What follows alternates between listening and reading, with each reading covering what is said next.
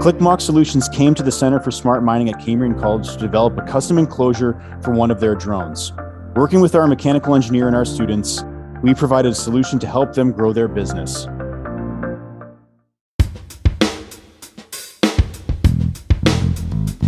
We work primarily for the underground mining industry, and we develop surveying solutions, so basically 3D laser scanning and mapping solutions for underground mines. Those solutions include both ground and aerial drone.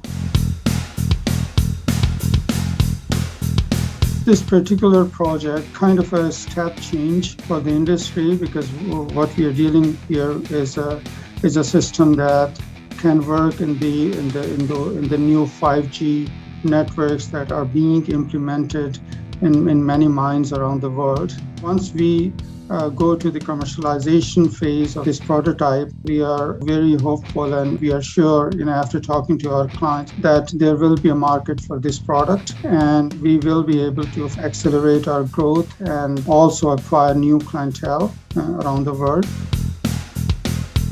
The great thing about Cambrian is you guys have technical expertise. You have a very strong faculty there with a lot of experience in designing parts as well as manufacturing. When you work with the Center for Smart Mining, our team can take your idea to new heights.